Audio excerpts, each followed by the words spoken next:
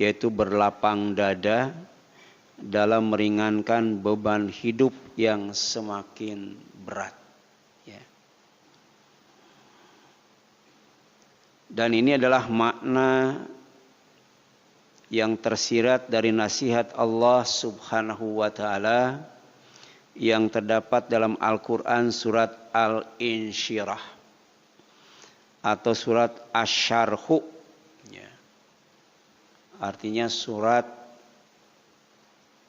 kelapangan, ya.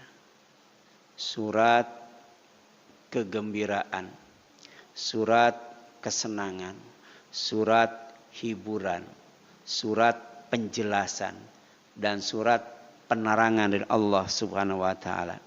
Ya. Berisi 8 ayat. Ayat 1 sampai dengan ayat 8. Dan ini pula yang baru-baru ini viral, ya. Karena surat ini dilantunkan oleh Gubernur DKI Jakarta, Anies Baswedan, ya, saat menjadi imam sholat maghrib di Polda Metro Jaya pada hari Selasa 17 November 2020. Ya. Dan pada rakaat keduanya beliau membaca Al-Quran surat Al-Baqarah ayat 287. Ya. Jadi ada satu surat dan satu ayat yang dibaca oleh beliau pada saat mengimami sholat maghrib. Ya, pertama surat Al-Insyirah atau surat Asy-Syarh, ya, atau surat Alam Nashrah. Ya. Yang kedua, ya, ayat terakhir dari surat Al-Baqarah, yaitu ayat ke-200 berapa? 287 ya? 286 ya, maaf ya. 286 ya. Dimulai dari la yukallifullahu nafsan illa wus'aha sampai wa'fu anna waghfir lana warhamna anta maulana fansurna alal qaumil kafirin. Ya. Nah, dalam surat Al-Insyirah ayat 1 sampai dengan ayat 8 dan surat Al-Baqarah ayat 286, ya, di sana dijelaskan bahwa hanya Allah Subhanahu wa Ta'ala yang kuasa melapangkan dada hambanya. Ya. Dalam dada ini ada perangkat-perangkat penting. Ya. Yang pertama ada jantung, ada paru-paru, ada hati, ada apa lagi tuh? Ya. Ya. Ada dalam dada. Ya. Jadi disebut dada, tapi yang dimaksud dalamnya, yaitu hati. Ya. Jadi hanya Allah SWT yang kuasa melapangkan hati hambanya, sehingga menjadi terang, ya, menjadi jelas, menjadi senang, menjadi bahagia, ya, menjadi terbuka, menjadi lembut. Ya. Siapa yang bikin lapang hati manusia adalah Allah Subhanahu wa Ta'ala, termasuk melapangkan hati Nabi Muhammad Sallallahu Alaihi Wasallam. Ya. Ini rububiyatullah. Ya.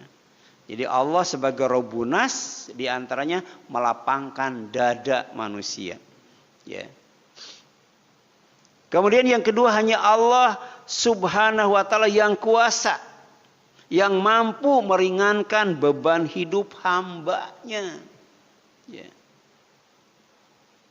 Ya, dalam hidup ini penuh dengan beban. Ya.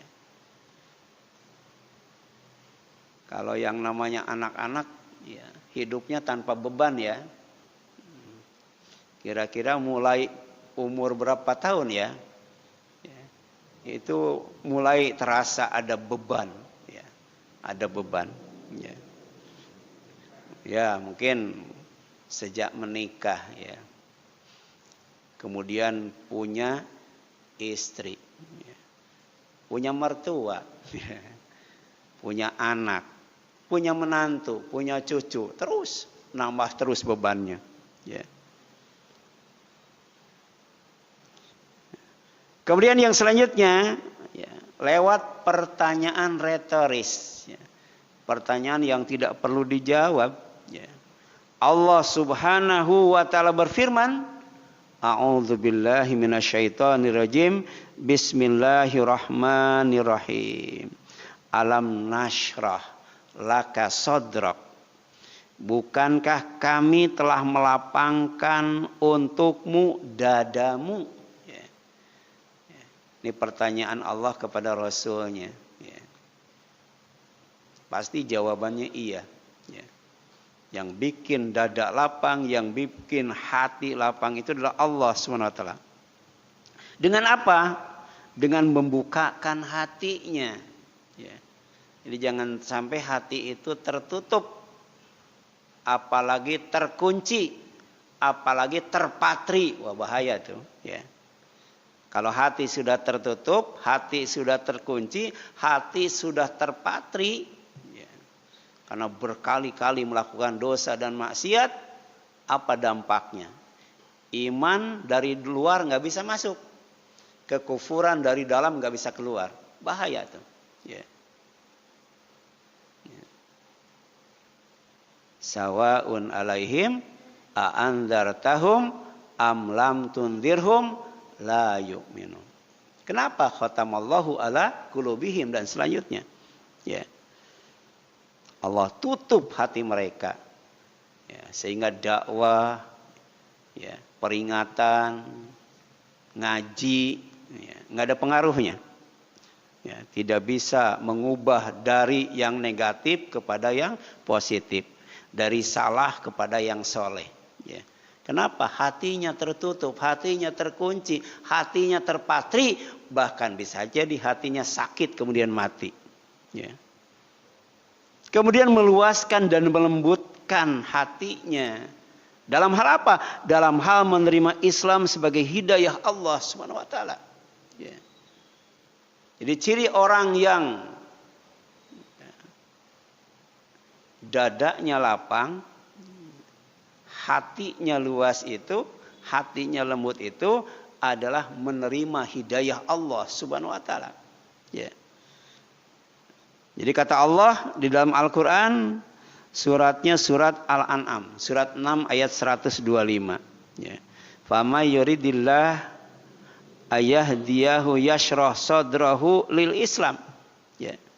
Jadi siapa saja yang Allah kehendaki memberikan hidayah, ya, kepadanya, Allah bukakan dadanya, Allah lapangkan dadanya untuk menerima Islam.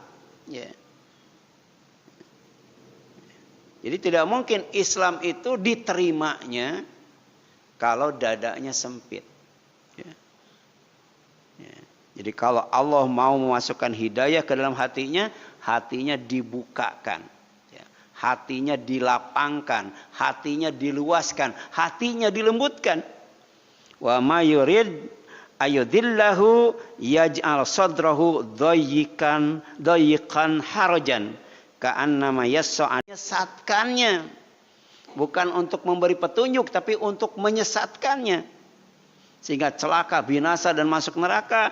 Allah jadikan dadanya itu sempit, sulit, ya, untuk menerima Islam, ya. Sama seperti orang yang naik ke langit. Bayangkan 15 abad yang telah lalu Islam berbicara tentang langit. Kalau kita naik ke langit, ya, makin tinggi makin apa? Makin sesek, ya. Makin susah bernapas, ya. Jadi sempit, ya. Seperti orang yang disesatkan oleh Allah, ya. Sempit dan sulit untuk menerima Islam, ya. Rasulullah SAW 15 abad yang telah lalu dapat ilmu dari Allah. Jadi kalau naik ke langit, makin tinggi makin sesek napas. Bahkan pada akhirnya tidak bisa bernapas karena tidak ada oksigen. Ya. Ya. Jadi kalau dulu ketika Rasul berbicara tentang Isra Mi'raj, ya, banyak yang tidak percaya, banyak yang ragu. Kenapa? Ya, jangankan terbang, ya, naik ke langit, ngangkat kaki saja nggak bisa, ya. Ya. Tapi lebih daripada itu, ya, ternyata orang Arab jahiliyah nggak tahu, ya, bahwa keluar dari bumi ini maka tidak ada oksigen sama sekali. Dan ternyata pentingnya oksigen Allah siapkan banyak di bumi ini sehingga kita lapang bernapas, ya. Ya. Lapang bernapas, enak bernapas, lega bernapas, ya. Kemudian wawadha'na anka wizrak, dan kami telah menghilangkan daripadamu bebanmu, dilapangkan hatinya, kemudian dihilangkan bebannya, ya.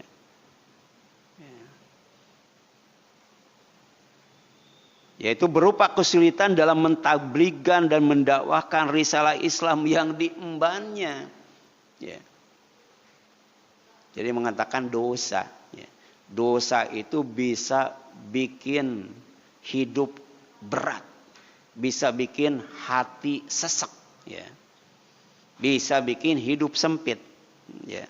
Tapi ternyata yang dialami oleh Rasulullah adalah ketika menyampaikan Islam, ketika mendakwahkan Islam sebagai risalah yang diembannya, banyak sekali tantangan, rintangan, hambatan dan godaan yang harus dihadapinya dari kaum kufar Quraisy, ya. Alladzi anqadha dhahrak, ya. Yang memberatkan punggungmu, ya. Kemarin sudah dijelaskan, ya, bagaimana Rasulullah menghadapi Abu Lahab dan istrinya. Bagaimana Rasulullah menghadapi Abu Jahal dan teman-temannya, ya. Ini beban berat dalam berdakwah, ya. Oleh karena itu Allah ingatkan, ya, bahwa tantangan, hambatan, godaan, rintangan dan lain sebagainya bukan hanya akan dihadapi oleh Rasul SAW dan para sahabat saja ketika berdakwah, ya, dan bertabligh, tapi juga, ya, oleh umatnya sampai hari kiamat, ya. Dan ini Allah sebutkan dalam surat Al-Anfal ayat 30. Wa idz yamkuru bikal ladzina kafaru liyuthbituka aw yaqtuluka aw yukhrijuka wa yamkuruna wa yamkurullah wallahu khairul makirin. Dan ingatlah, ingat jangan sampai lupa nih. Ketika orang-orang kafir Quraisy memikirkan tipu daya, jadi makar itu tipu daya, terhadapmu Muhammad, untuk apa? Untuk menangkapmu, untuk memenjarakanmu, untuk membunuhmu, dan untuk mengusirmu, ya. Jadi sampai sekarang itu orang kafir itu, ya, bikin tipu daya, bikin makar jahat, ya, agar para pemimpin umat Islam itu, ya, pertama bisa ditangkap, yang kedua bisa dipenjarakan, yang ketiga bisa dibunuh, yang keempat bisa diusir. Ya, sudah terjadi belum? Iya. Jadi pemimpin dan umatnya, ya, itu selalu, ya, diperdaya oleh orang kafir, ya, sampai hari kiamat, ya. Tapi hanya dengan maaf Allah, hanya dengan ampunan Allah, hanya dengan kasih sayang Allah, dan hanya dengan pertolongan Allah, beban itu menjadi ringan, beban itu menjadi hilang, dakwah dan tabligh menjadi lancar dan sukses, ya. Jadi yang pertama maafnya dulu kalau kita berbuat salah. Yang kedua ampunan Allah kalau kita berbuat dosa. Yang ketiga kasih sayang Allah kalau kita beribadah dan beramal soleh, mentaati aturan Allah dan Rasulnya, ya, mengikuti sunnahnya, baru kemudian Allah turunkan pertolongannya, ya. Sehingga beban dalam berdakwah, beban dalam bertablik, beban dalam hidup Allah ringankan, Allah hilangkan. Ya. Jadi ada 3 syarat agar Allah menolong kita. Yang pertama, dapatkan maafnya. Yang kedua, dapatkan ampunannya. Dan yang ketiga, dapatkan rahmatnya, kasih sayangnya. Ya. Dan inilah lantunan doa yang diajarkan oleh Allah Subhanahu wa taala serta dianjurkan oleh Rasulullah untuk membacanya sebelum tidur. Ya. Jadi sebelum tidur itu 2 rakaat terakhir surat Al-Baqarah dibaca. 285 dan 286. Dari mulai amanar rasul sampai apa? Fansurna alal qaumil kafirin. Dibaca itu. Untuk apa? Untuk mendapatkan maaf Allah atas kesalahan kita. Untuk mendapatkan ampunan Allah atas dosa kita. Untuk mendapatkan kasih sayang Allah dari ibadah dan amal soleh kita. Dan untuk mendapatkan pertolongan Allah dalam menghadapi makar jahat. Orang-orang kafir, orang-orang munafik, orang-orang musyrik, orang-orang zalim, orang-orang mudahin dan lain sebagainya. Ya.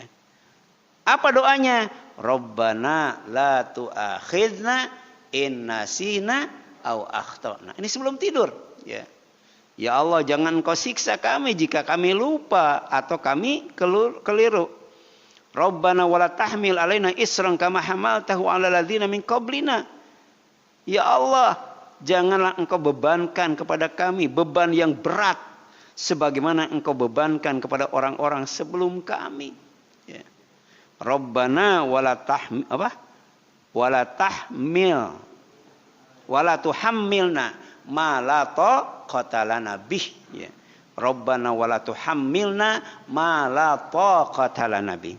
Ya Allah, ya Tuhan kami, janganlah Engkau pikulkan kepada kami apa yang tak sanggup kami memikulkannya. Ya. Kemudian ditutup dengan apa? Wa'fu anna waghfir lana warhamna anta maulana fansurna alal qaumil kafirin.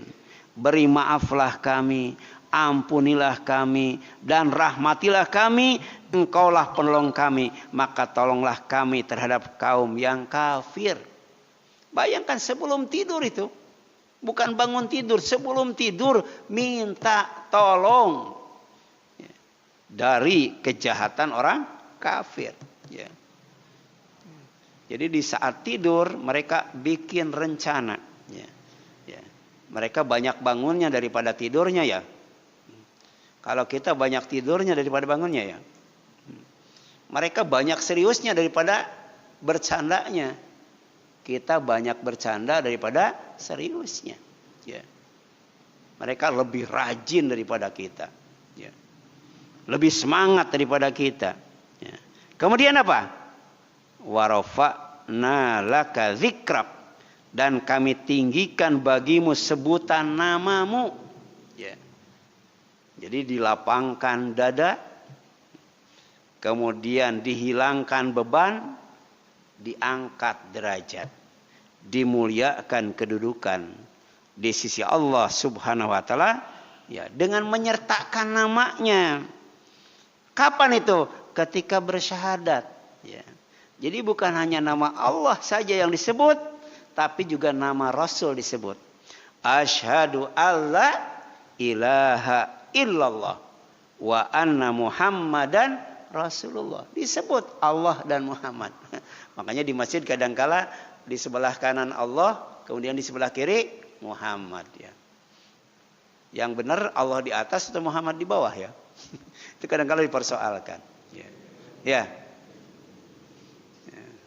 Itu kan cuma penempatan saya, tapi intinya bahwa Allah berfirman wa rafa'na laka dzikrak. Ya. Allah telah mengangkat, meninggikan ya, dengan menyebut namamu. Kapan? Ketika orang bersyahadat. Ya. Kemudian yang kedua, ketika orang bersalawat. Allahumma sholli ala Muhammad wa ala ali Muhammad kama shallaita ala ali Ibrahim innaka Hamidum Majid. Itu ditinggikan namanya, ya. Berapa kali kita bersyahadat, berapa kali kita bersolawat, berapa banyak orang yang bersyahadat dan bersolawat, menyebut nama Allah, kemudian menyebut nama Rasulullah Sallallahu Alaihi Wasallam. Ya. Kemudian apa lagi? Dan setiap kali Allah perintahkan hambanya untuk taat kepadanya, taat kepada Allah, taat kepada Rasulnya. Ya. Ketika menyebut ulil amri tidak disebut kata taat, ya. Ya. Ya ayyuhalladzina amanu atiullaha wa atiu rasul. Baru wa ulil amri minkum. Tidak pakai wa atiu itu. Ya. Inilah makna wa rafa'na laka dzikrak. Wahai orang yang beriman, taati Allah dan taati Rasul. Ya. Baru kemudian fa inna ma'al usri yusran. Karena sesungguhnya sesudah kesulitan itu ada kemudahan.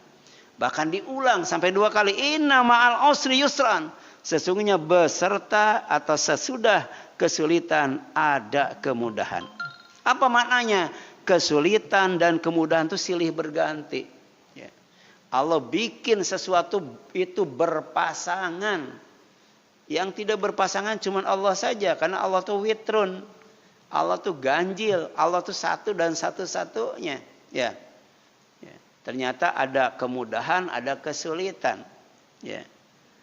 Tapi kemudian kata Allah, ya. Inna ma'al usri yusra. Setelah kesulitan ada kemudahan. Jadi hidup tidak selamanya sulit. Ya. Hanya Allah yang kuasa mengubah yang sulit menjadi mudah. Ya. Bagaimana caranya? Hadapi kesulitan dengan doa dan berbuat baik. Ya. Jadi kesulitan itu takdir Allah. Kemudahan juga takdir Allah. Minta kepada Allah agar takdir yang jelek, yaitu kesulitan dalam hidup, diubah menjadi takdir yang baik. Dengan cara apa? Dengan cara berdoa. La yarudul qadha ila du'a wa la yazidu fil umri ilal bir, kata Rasul. Hadis riwayat At-Tirmizi. Ya. Tidak akan menolak takdir yang buruk kecuali dengan berdoa. Jadi kalau mau dilapangkan, berdoa.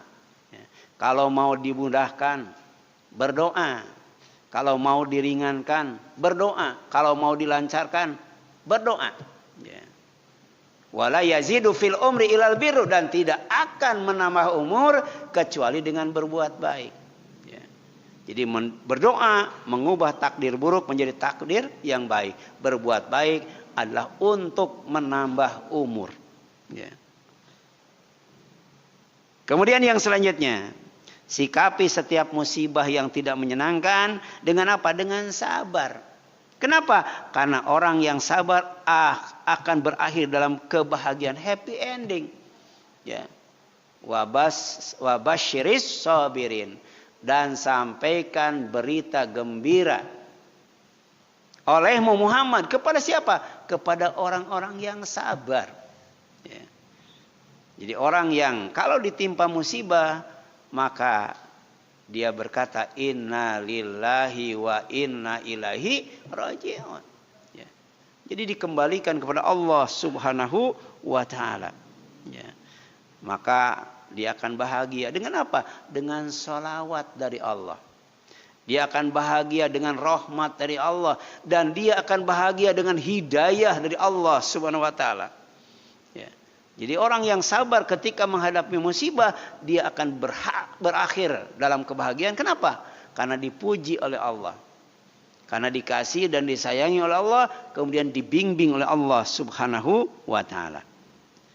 Yang ketiga, tingkatkan ketakwaan. Ini surat At-Talaq ayat 4. Ya. Ini jaminan Allah, janji Allah kepada orang yang bertakwa. Wa may yattaqillaha yaj'al lahu min amrihi yusra. Ya. Dan barang siapa yang bertawakal kepada Allah, niscaya bertakwa kepada Allah, niscaya Allah menjadikan baginya kemudahan dalam urusannya. Ya. Jadi urusannya dimudahkan oleh Allah, asal takwa, takut kepada Allah. Laksanakan perintahnya, jauhi larangannya. Hati-hati menjaga diri, jangan sampai melakukan perbuatan dosa dan maksiat. Ya. Yang kemudian, jangan lupa berbagi rezeki. Karena rezeki itu milik Allah. Rezeki itu titipan Allah. Ya. Di mana kata Allah sebagiannya harus diinfakkan. Jangan dimakan semua, jangan dipakai semua. Ya, jadi selalu peduli terhadap sesama manusia. Ya. Ini ada jaminan dalam surat Al-Lail ayat 5 sampai 7. Fa amma man a'ta wa taqa. Adapun orang yang memberikan hartanya di jalan Allah dan bertakwa. Wa saddaqa bil husna, serta membenarkan adanya pahala yang terbaik, itu sorga. Ya.